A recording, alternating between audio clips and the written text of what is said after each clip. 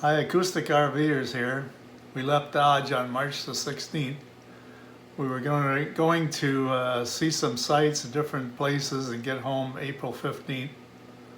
But with the COVID-19 coming, we decided to just head towards home directly, avoiding the big cities on the way. After we left Dodge, we drove across part of the Kansas prairie until we got to a little place called Paxico, Kansas, where we spent the night at the Mill Creek Campground.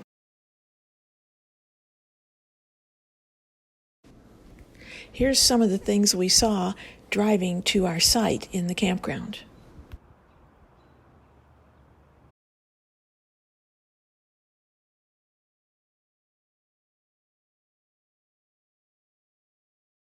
This is the original Paxico Railroad Station, which is now inside the campground.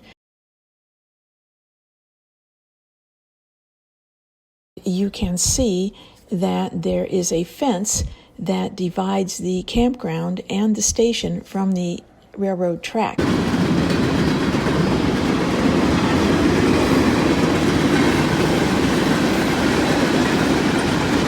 The trains ran through every night about 4 or 5 times, and they were so close to our campsite, they were very loud, and they would wake us up every time. After we parked at our site, I walked through the campground, across the tracks, and into the rest of the town of Paxico, which was settled in 1879 and today has a population of 212 people. The town consists of antique shops, a cafe, a museum, and these are all in the original buildings. I went into one of the antique stores, and I was surprised to find an entire room full of these wood-burning stoves. They were just absolutely beautiful. I met the owner, Mr. Hund, who gave me a little bit of the history of the area.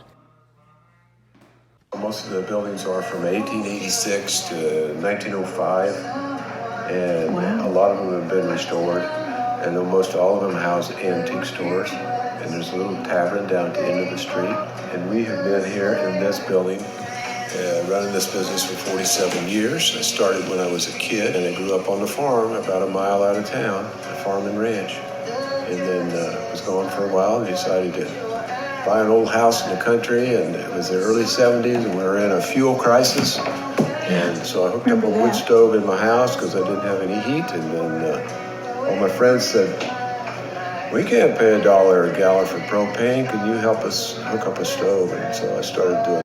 How long has your family been around these parts? 7 generations. Came here in 1870, early 1870s, 1872.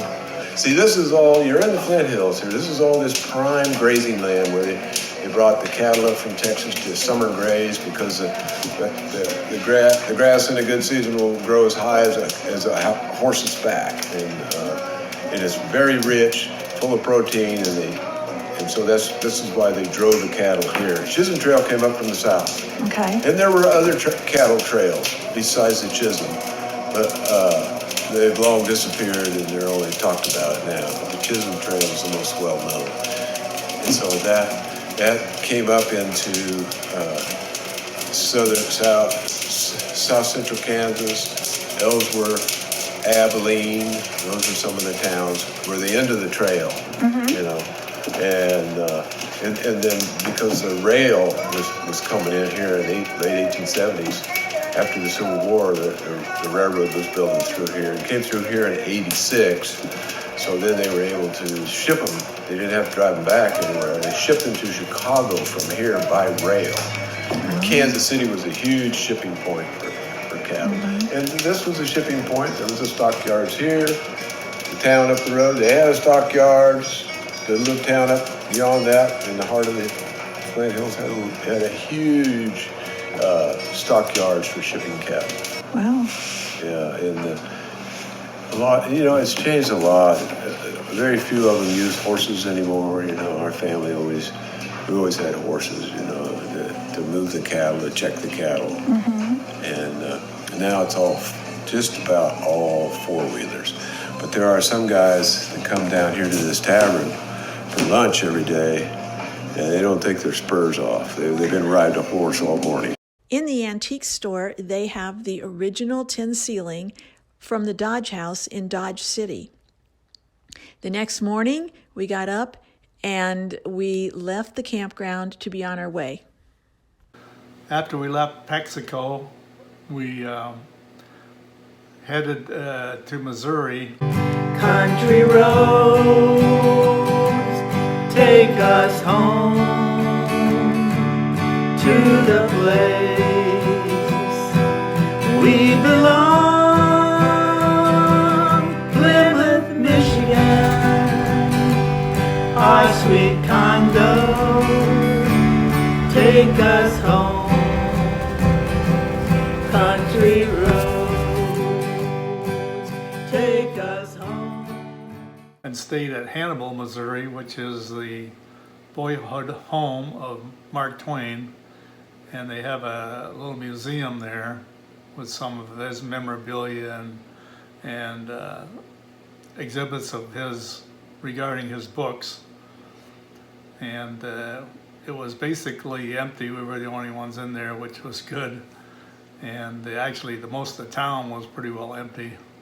In the city of Hannibal, they had a lot of old buildings.